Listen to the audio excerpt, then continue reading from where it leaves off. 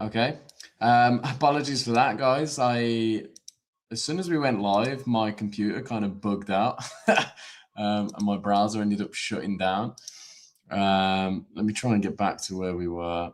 Please remove the media streams from stage. Remove. Okay, there we go. Do you know what? Okay, so the annoying thing is I have made the change from having 4 screens back down to having 1 screen.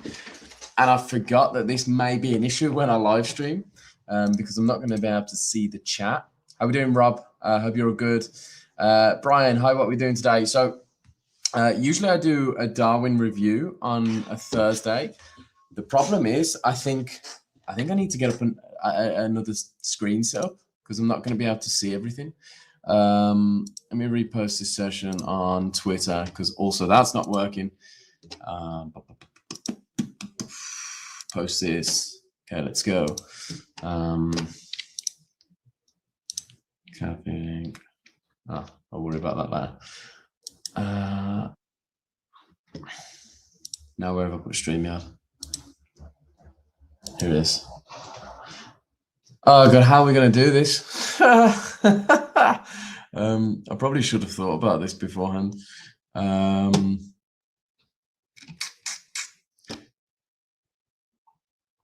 Yeah, correct. I review other people's Darwins.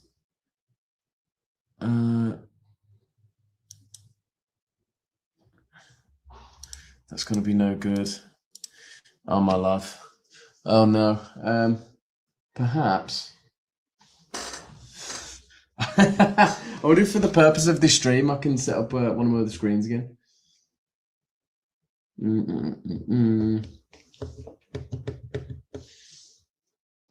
Yeah, 1,000 Kierans. That's what you got to deal with for the time being. I think maybe for this,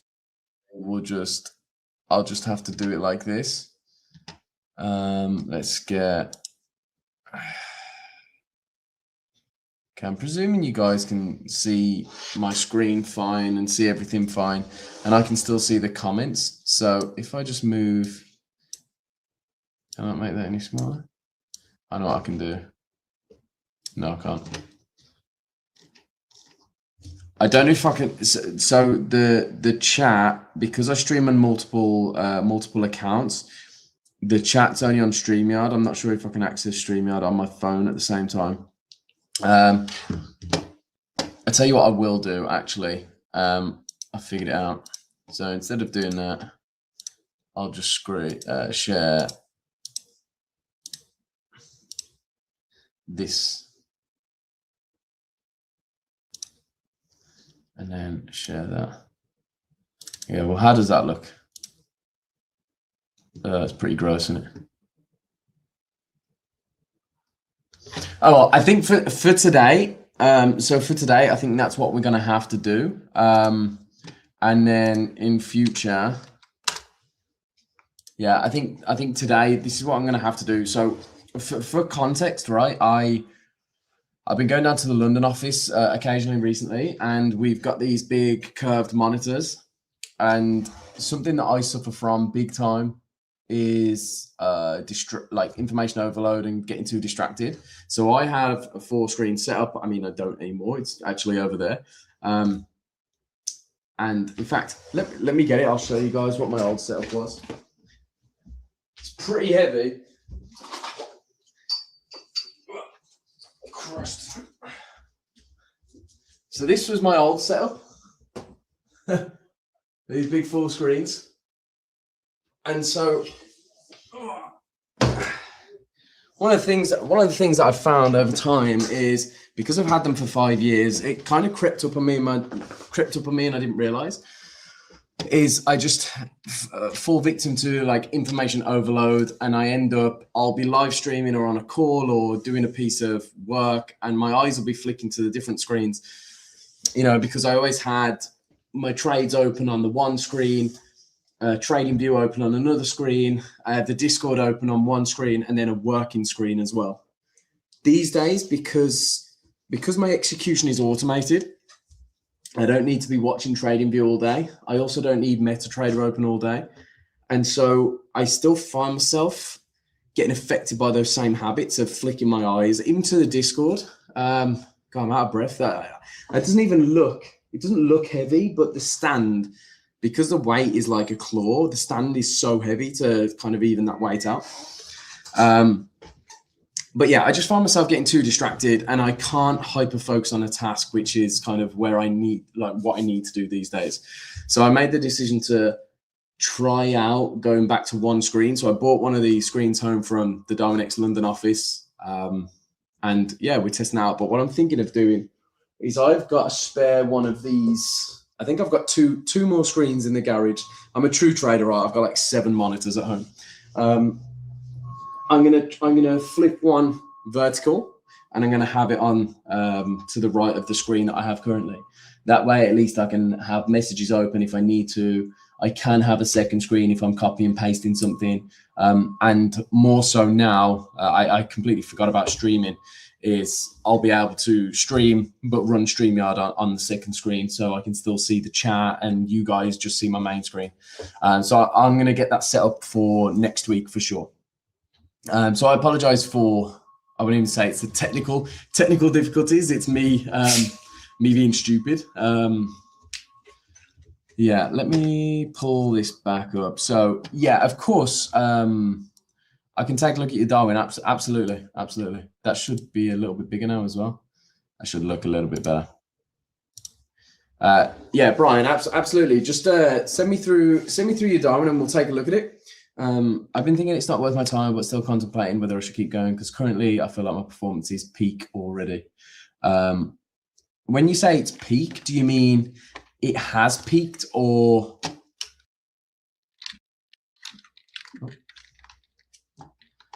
Darwinex 0 BUYC.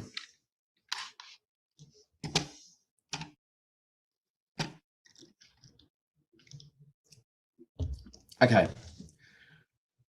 So I'm guessing you're feeling like you're just not going fast enough, I'm presuming is how you're feeling right now, right? Also ignore these horrible lines in the background because I don't know what causes them. I can't get rid of them, unfortunately. I'm presuming that you're a manual trader. I mean, 383 trades, maybe average of what, 2 a day? Yeah, 2.16 per day. Okay, that's interesting. You're okay. Yeah, I'll wait until you've told me whether you're a manual or automated trader first before I make any assumptions.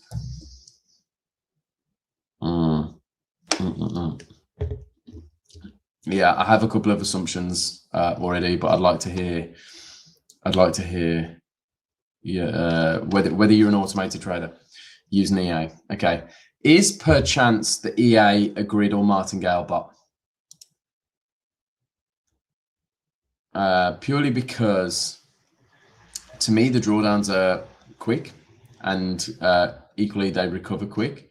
You have a highly negative duration ratio, so your average winning trade. Okay, so we're at the root of the problem, right?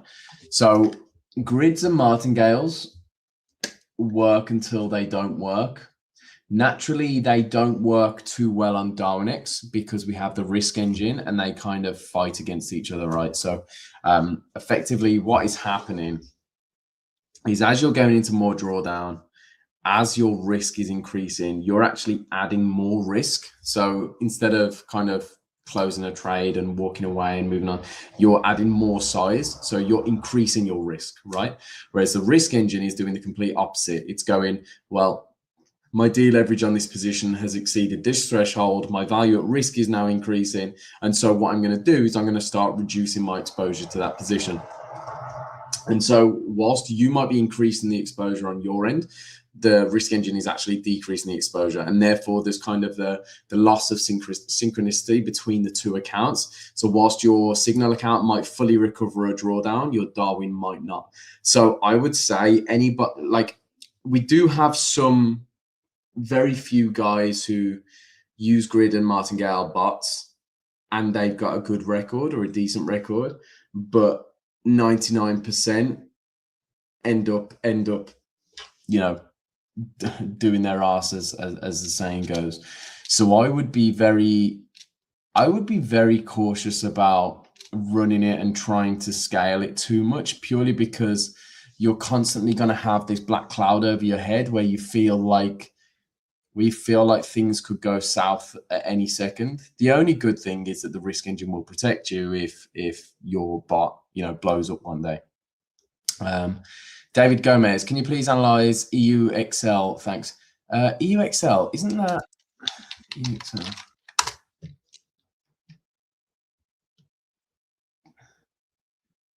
Aren't you? Maybe you're not. Are you Parabellum from the Discord? Parabellum, that's the one. I'm sure you are, but I'm not 100% sure. Johnny Loxwood watched Blaine yesterday and he showed on FX Dreamer 13 management styles and said he would put it on Discord. Where would I find this on Discord? What I will do is I will send Blaine a screenshot of that message now and I will ask him.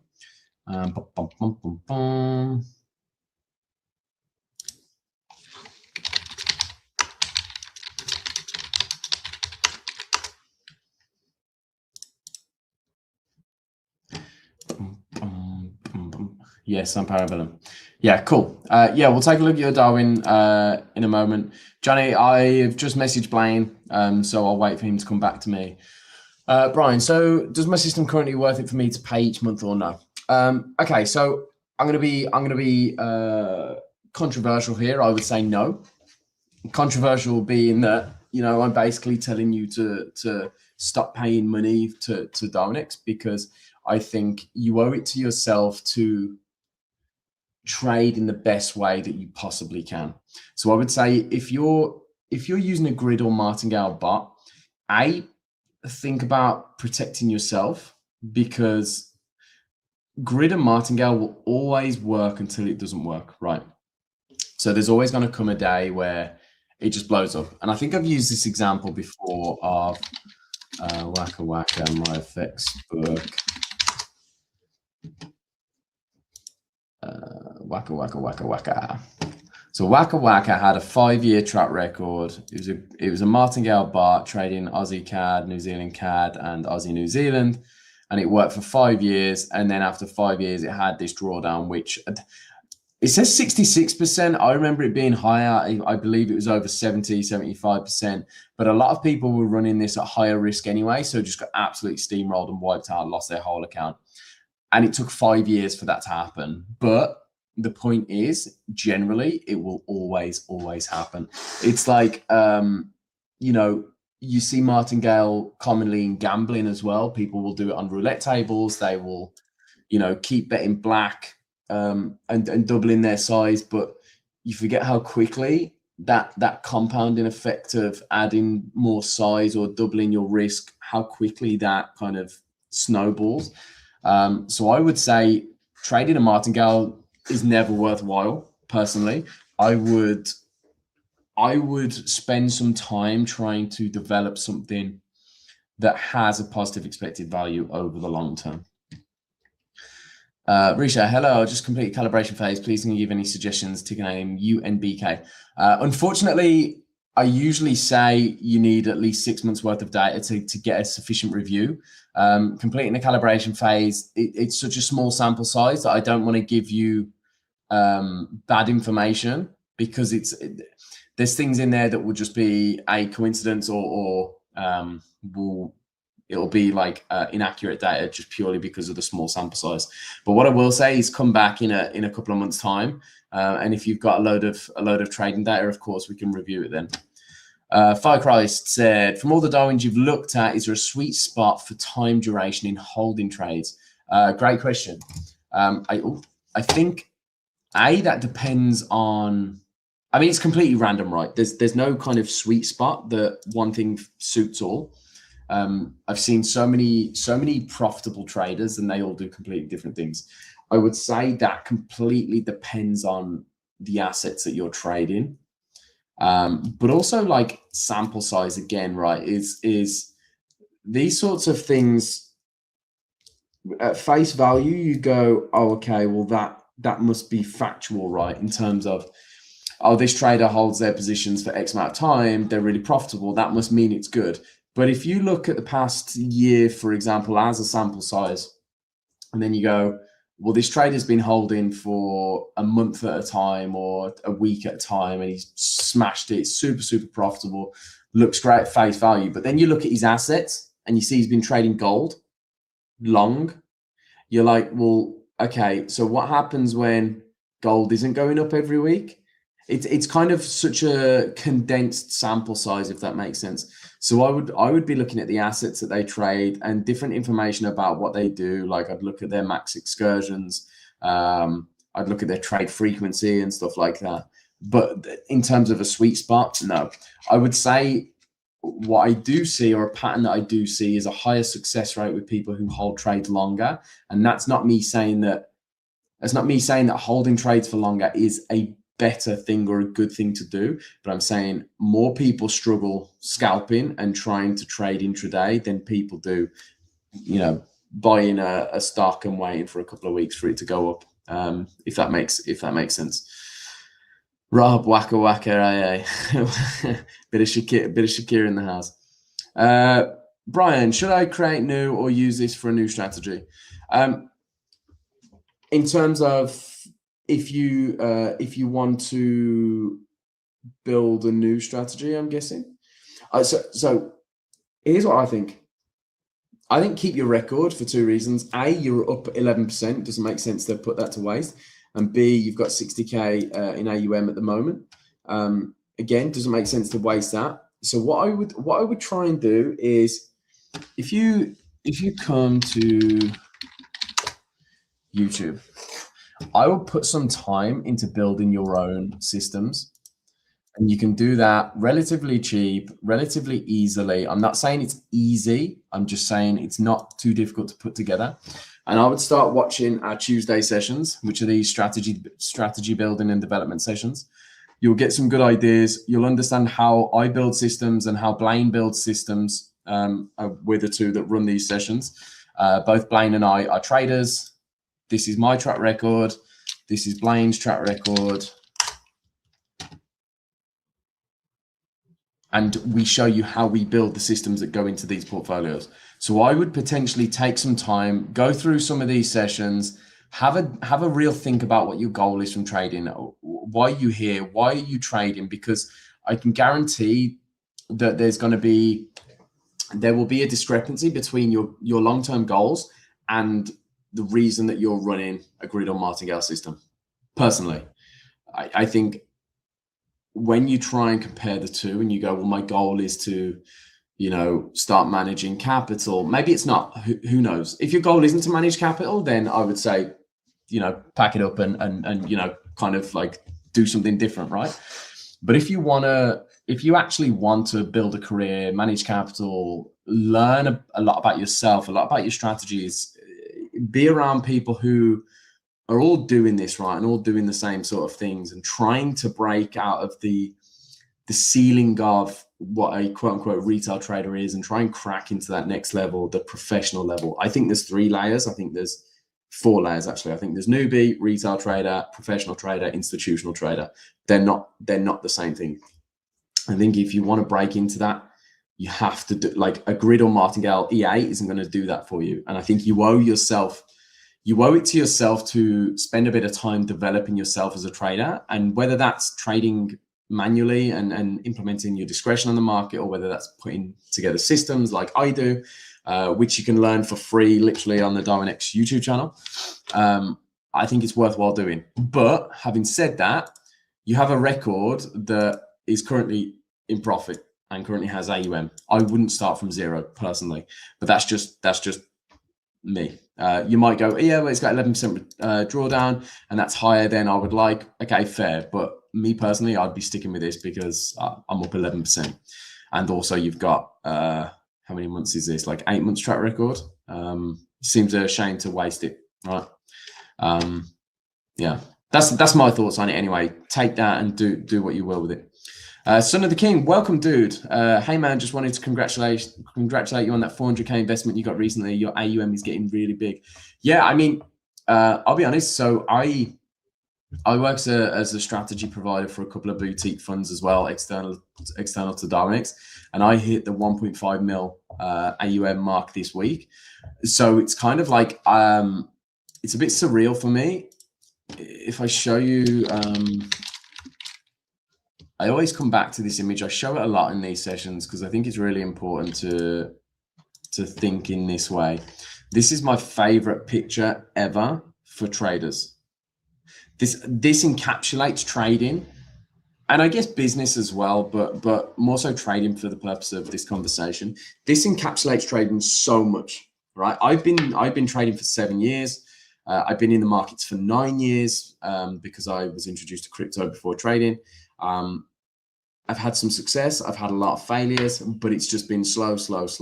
And then, like I say, I took on my first investor in January through Darwinex, and then all of a sudden, it very much is like this. You know, I had 0 in Jan, and now I'm at 1.5 million. It's a very, very quick curve. And you kind of have to be, I think you kind of have to be mentally prepared for that, because it can blow your barn if you're not thinking about these things.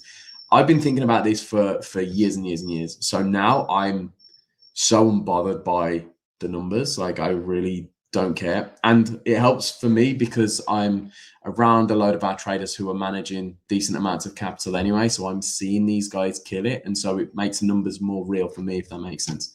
But I appreciate the kind words anyway, son of a king. Brian, thank you so much, man. Love the stream, by the way. Appreciate you always, dude. Appreciate you always. And if you need anything in terms of, like, if you need a hand, or you want to have if you want to have a chat about algos, or you know, even just float some ideas my way, or kind of have a conversation further about what I've spoken about in terms of like your goals and your systems, and do they align? Are they fighting for the same things? Let me know. I'm always open for a chat. Rob, I'm getting out of drawdown too. Let's take a look. SPWL. I'm starting to get to know all your Darwins off by heart.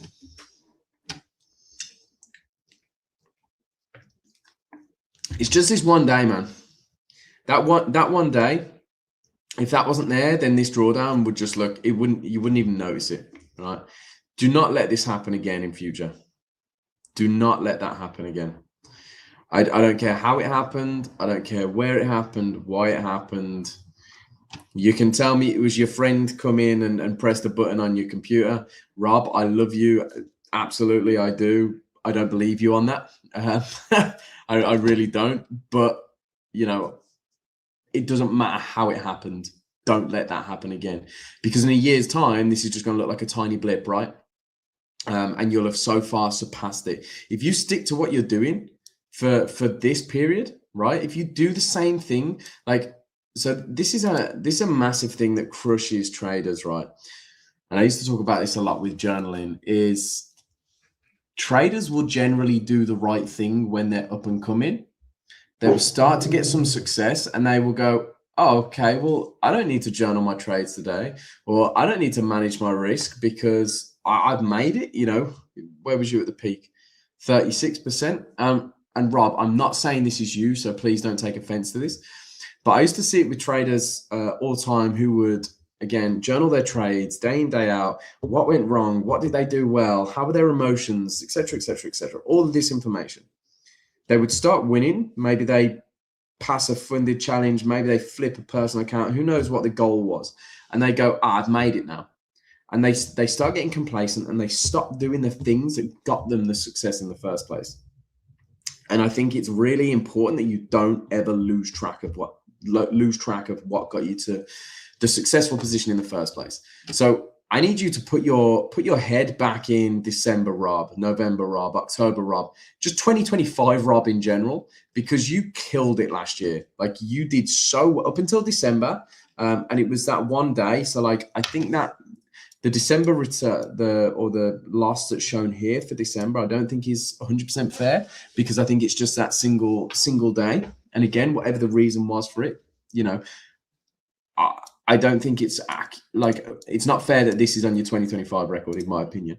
But you need to put yourself in this Rob's shoes. What was I doing day in, day out? Was there a specific routine or process or whatever it may have been? Was there something that you were doing day in, day out that you're not doing now? If the answer to that is yes, you know what you need to do.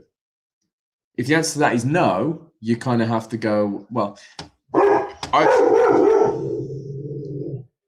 actually don't think you've done anything wrong. I don't think your performance is lacking. I just think it was that one bad day.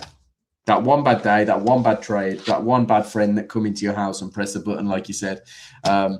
That's what makes your record feel, you know, down in the dumps. Because if that wasn't there, you'd probably still be up here somewhere. It wouldn't be that bad at all. Anyway, sorry for the tough love, Rob. You know I've got your back always. Parabellum, let's take a look. Impressive record, dude. The only thing that concerns me, right? And feel free to correct me, but like your drawdowns are very sharp, which is generally the sign of a martingale or a grid trader. Let's take a look at yeah. So I have three things, right? I have three checks to kind of get an idea whether somebody grid or martingales. And this isn't foolproof. So even if you tick all three boxes, that sometimes is just the way that people trade. And I'm not saying that you are a grid or martingale, but your drawdowns and recoveries are very, very sharp every time, every single time. It's like big drawdown, big recovery. You'll be able to see it on your drawdown analysis too. Big drawdown, big recovery, big drawdown, big recovery. And then I take a look at the, I actually have four checks, sorry. The average trade duration. So your losing trades are 6 or 7 times as long as your average winning trades, which again is a classic sign of a martingale trader, purely because your wins are generally small and your losses, you will wait for the market to turn around. Your payoff ratio is also really small. So your average losing trade is 0.4%, whereas your average winning trade is 0.06%, and you have a 90% win rate. Again, signs of a grid or martingale. Then I take a look at the max excursions, and you do have, again, signs of a grid or martingale with these huge spikes to the downside. However, what's interesting is martingales don't usually have the big upside excursions as well, which is quite interesting. Usually it's like this, where the wins will all be tiny, whereas the losses, or at least the equity drawdowns, will all be massive. So that's my first concern. If you tell me that you're, I mean, how long's your record? A year and a half. For 3,000 trades almost in a year and a half, so that's 7 trades a day. I'm presuming that you're trading algorithmically, clipping the market 7 times a day for a year and a half. I don't know, possible, but I would say it's more of an EA. Again, I guess my warning that I gave earlier. 2 seconds.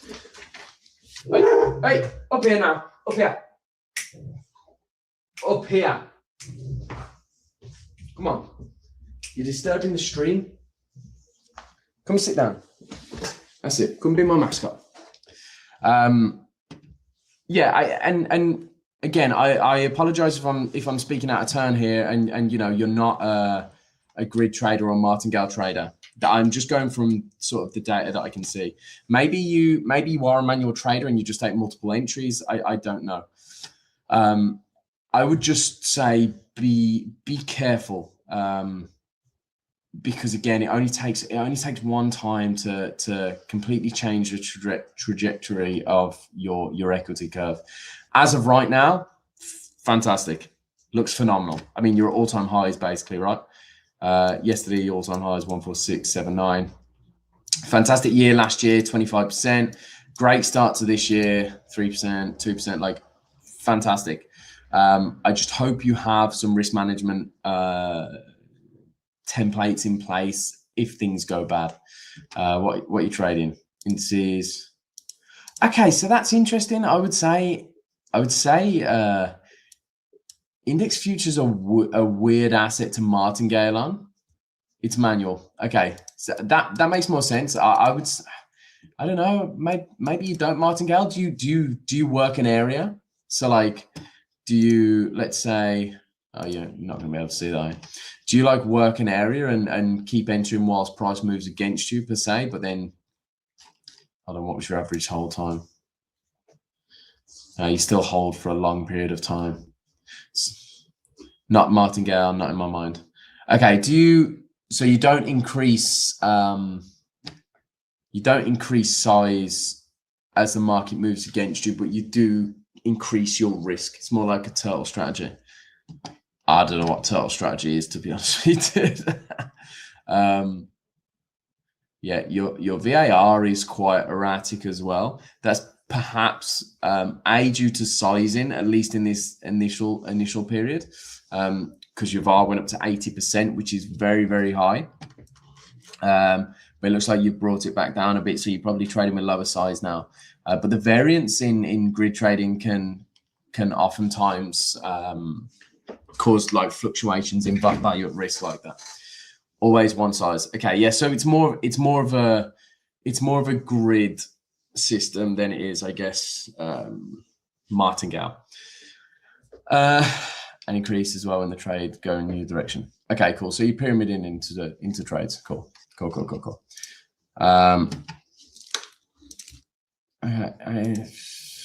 presuming using the same sort of strategy across all different assets. Although you basically are just an index trader. 12% or 13% of your trades come from commodities, which I'm presuming is either gold, silver, oil, platinum, something like that. Yeah, so you've got a super solid win rate. Again, it's expected because you have a super low risk to average risk to reward of like 0.15. So you need to maintain that high win rate, which is always a concern. I actually like high win rate systems. I'm not one of those people who's like, oh no, you have to have a positive risk to reward. I don't think you do. I quite like having a high win rate strategy. It's just generally when you have a strategy that has a 90% plus win rate, generally there's quite a bit of tail risk with it. Now, what I mean by that, I was going to get AI to produce something.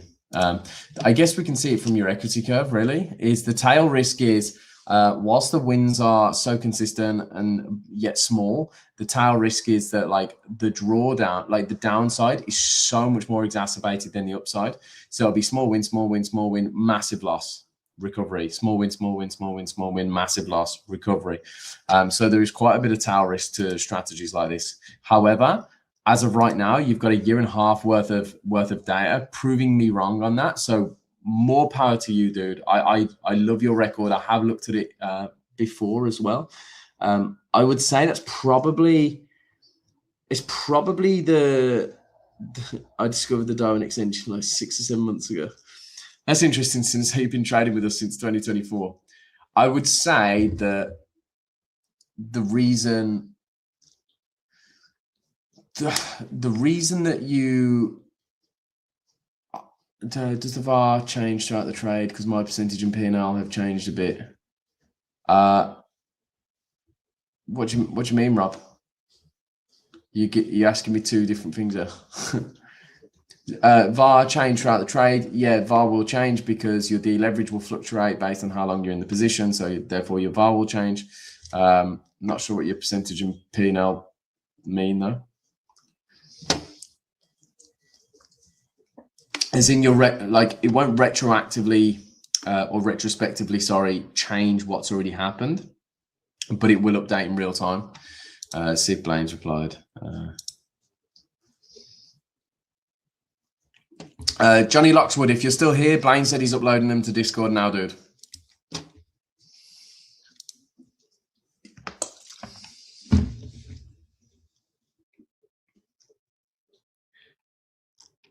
See, that's interesting. 142 profit factor. I would presume it would be higher, but 1.42 still solid. Let's bring you over to.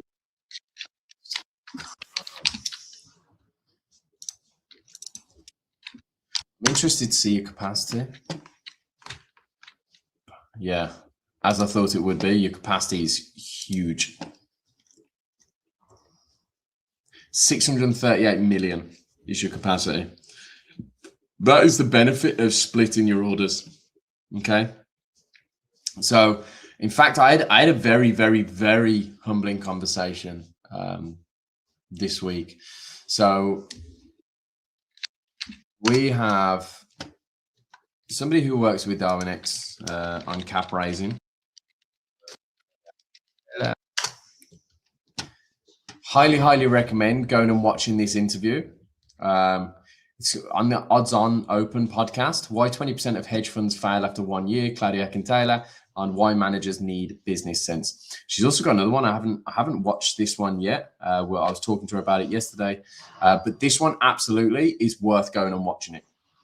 So, like I say, Claudia works with Darwinex. She's worked at UBS. Sorry, she doesn't work at Darwinex. She works with us on cap raising and introduction to allocators.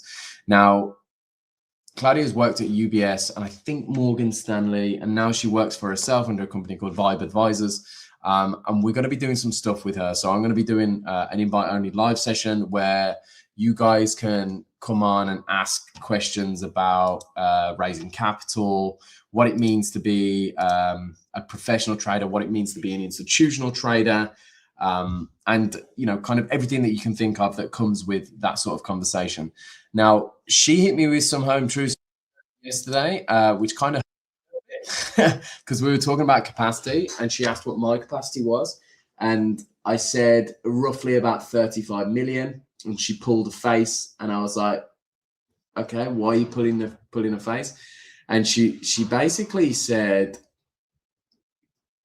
there's so much money to be made as a manager, right, as a trader, but at 35 million you won't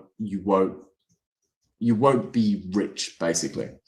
And I was like, whoa, I mean, 36 million is like a decent chunk now. And I sort of said, what's the minimum size manager that you'd kind of work with or start introducing? And she was like, you're like a baby. And she said, even 100 million would be like a baby. And to put it frank, it's not worth the paperwork for like, let's say JP Morgan or an investment bank. It's genuinely not worth the time or the paperwork for them to write a 25 million ticket.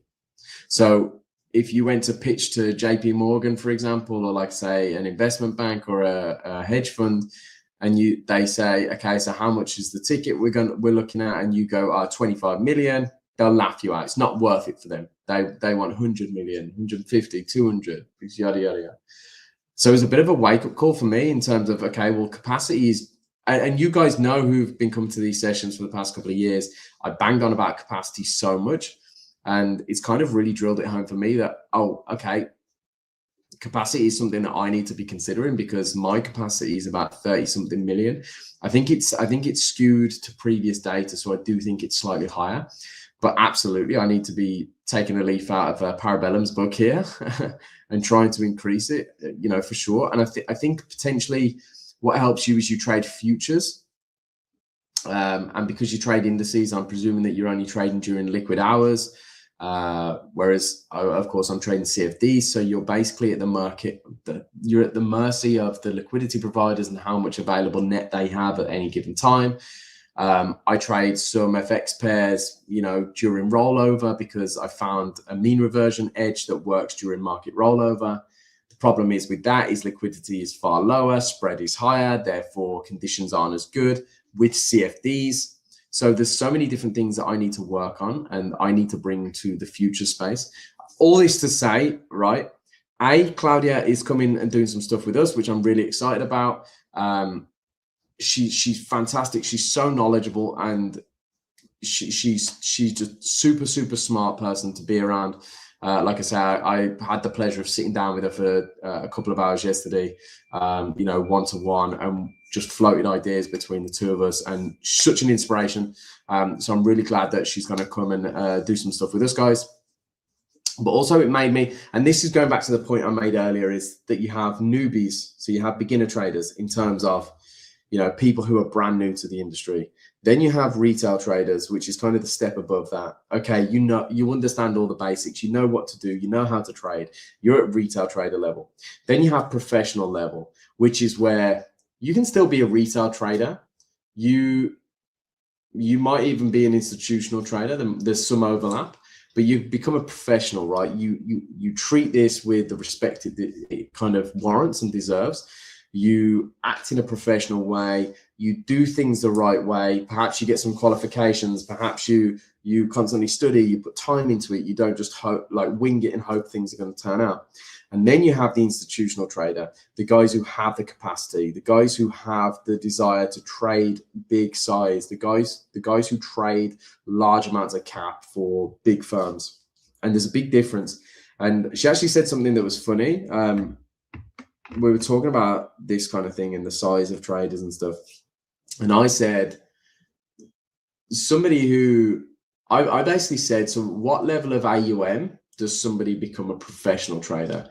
And she said it's so not to do with AUM. She said she's got some managers who trade with 100 million, but she wouldn't consider them professional traders. Whereas, you know, she's met traders like me who trade with 1.5 mil, but I would consider myself professional. I do things the right way. I'm very methodical with what I do. You know, and it's kind of more of a behavioral trait than it is, oh yeah, that guy's now professional because he's managing X amount of money. So yeah, interesting brain dump, or at least I hope it was interesting. It definitely was for me. It was very eye-opening. And yeah, I've been telling you guys for the longest amount of time. I mean, when we go 35 million, right? And I'm doing basic numbers here. I'm not considering high watermark. I'm not considering loads of different factors. We're just doing basic math. So let's say you do 20% on 35 million and you keep 15% of the performance fees. That's $1 million a year, right? You know, that's for most people, I would say that's life-changing money. If we divide that by 12, you're looking at 87.5K a month pre-tax. Of course, you're going to be giving up a hell of a lot of money to the tax man. But for the majority of people in this stream and for the majority of people in the world, $87,500 a month is life-changing, right? But she was talking about guys trading 5 times that size and you know, just absolutely like rinsing it up, you know, trading with scary size that is like, would make you quake in your boots. But yeah, interesting. Sorry, Parabellum. We got a little bit off track there. Okay, open strategy. The only thing that stands out to me here, I'm gonna have to wrap it up in a few minutes because my kids are coming home and then we are heading out because the kids are off school this week. If we take a look at your open strategy, this is where we measure how effective you are basically at opening a trade, like your trade entries. And I'm not surprised you have a really poor open strategy score, but that's just the way you trade, right? That's the way you open and work into a position. Whereas you have a pretty decent close strategy. Very similar to me, that is. I'm very like in the same boat because I trade a lot of breakouts. And it's just kind of par for the course. I wouldn't put too much emphasis on this or worry on this, but it's just something to be aware of. Is it worthwhile playing around with your entries, entering a little bit later, or does it completely screw up with your edge in terms of if you start delaying your entries because this tells you to, you miss the first trades, which make up for 90% of the return. Yeah, Rob, trading 100, what's that, 100,000 lots? Yeah. I met a guy before down in London and I introduced him to somebody who I know who works for an LP. It's actually one of the liquidity providers that Darwinex uses, so I know him quite well. And I introduced this trader that I know who works for a fund, and he said, if we trade through your liquidity provider, because they were looking to change the brokerage from where they was executing, he's like, can I clip 1,000 lots and know I'm getting filled? And I was like, 1,000 lots? Okay, bro. Like we're doing big boy size here. Like, and I think even the guy who works at the LP was a bit like 1,000 lots. I mean, there's going to be no problem with filling you, but it's a decent chunk of size to clip in one go, sort of thing. But yeah, we're playing a different game to these guys, right? And there's pros and cons to both of it. You know, if you want a good life, if you want trading to change your life, you can carry on doing what we're doing here, and you don't have to get to that level.